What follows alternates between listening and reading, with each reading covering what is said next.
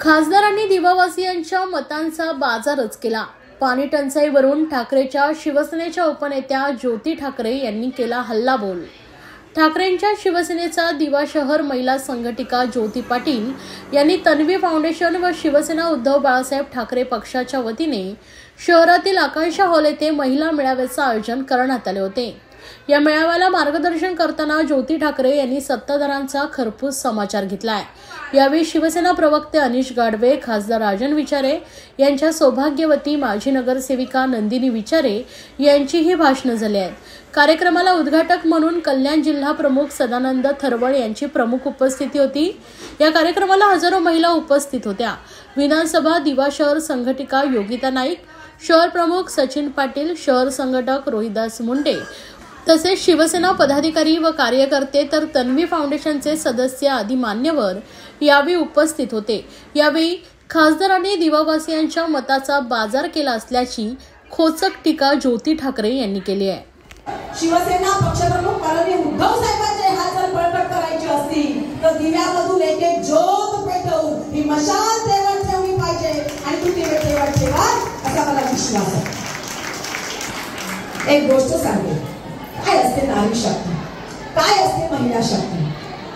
हळदी कुंकवाचं वाण घेताना आम्ही गडबड करतो, हो करतोच आम्ही। तो आमचा हक्क आहे, आमचा अधिकार आहे, तो मिळाला पाहिजे आणि आम्हाला असं वाटतं की ते मिळेल की नाही, आमच्यापर्यंत येईल संपेल का।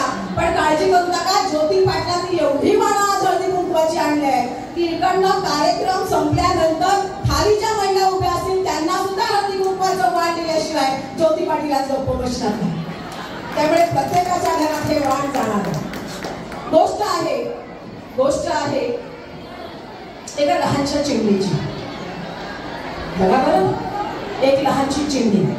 ही गोष्ट आज महाराष्ट्रातल्या नव्हे, दिव्यातल्या नव्हे, देशातल्या नव्हे, जगातल्या प्रत्येकाने आपल्या या मर्मस्थानी ठामपणे कोरून ठेवली पाहिजे। एक छोटीशी चिमणी, तिची गोष्ट। झालं काय, दिव्याच्या बाजूला असलेल्या जंगलामध्ये आगीची आग लागली। दिव्याच्या बाजूला असलेल्या जंगलामध्ये आग लागली आणि आग लागल्यानंतर त्या जंगलापासून आम्ही लांब होतो, परंतु आम्ही घाबरलो होतो कारण ती आग जोराने पेटायला सुरुवात झाली। कदाचित ती आग दिवा शहरापर्यंत पोहोचेल, आमच्या गावापर्यंत पोहोचेल, घरापर्यंत पोहोचेल म्हणून भयभीत झालो। काय करावं असे प्रश्न निर्माण झाले। कुणीतरी म्हटलं बादलीने पाणी देऊया, कुणीतरी म्हटलं असे अनेक उपाय। कारण मला माहिती दिव्यामध्ये अजूनही अग्निशामक दल आलेलं ते चिमणीला पण माहिती होतं। दिव्यामध्ये फक्त इकडच्या सत्ताधाऱ्यांनी, मग तो आमदार असो का खासदार असो, फक्त लोकांच्या मतांचा व्यापार केलाय, बाजार केलाय, पण सुविधा मात्र एक सुद्धा दिलेली नाही। अग्निशमन केंद्र तर तुलच राहिलं। महिलांच्या साठी प्रसूती होणारं हॉस्पिटल सुद्धा आमच्या दिव्यामध्ये नाही।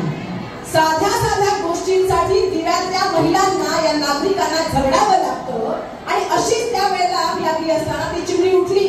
कारण त्या जंगलात राहणारी ती बाजूला निघाली, ती वणव्यातून बाहेर होरपळून मरून जाऊ नये म्हणून, आणि तिने सुरुवात केली। बाजूला जंगलाच्या एक तळ होतं, खरं तर नदी होती, पण नदीचं डबकं झालंय आता।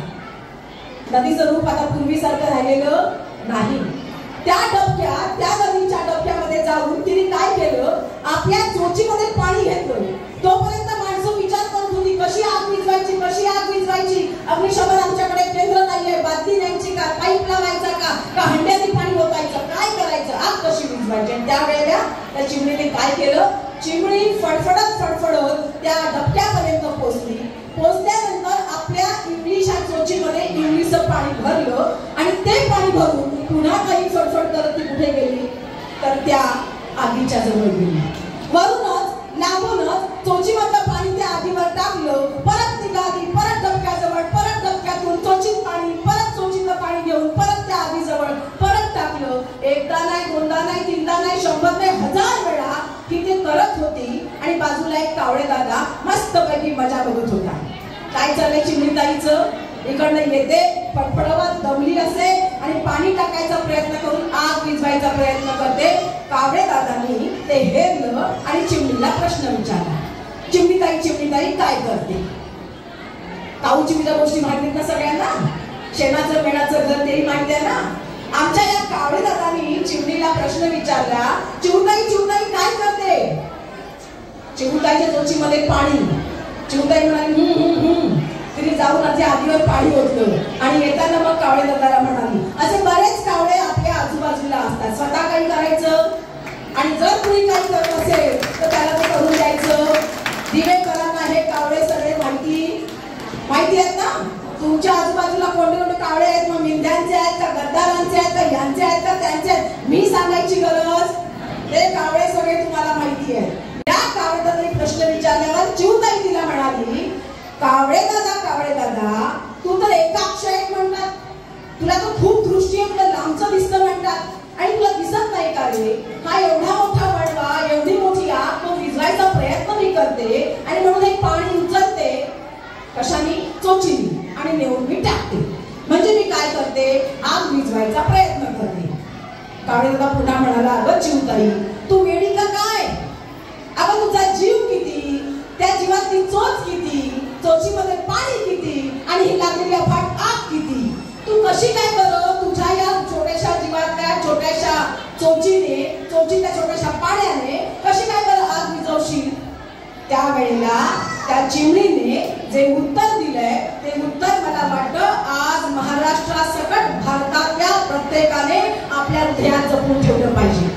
ती चिमणी म्हणाली, कावळे दादा मला कल्पना आहे माझ्या एवढूशा जीवामध्ये असलेल्या एवढूशा चोचीतल्या एवढूशा पाण्याने ही आग विझणार नाही, पण जेव्हा तेव्हा इतिहासामध्ये या आगीच्या विषयी लिहिलं जाईल त्यावेळेला माझं नाव आग लावणाऱ्यांमध्ये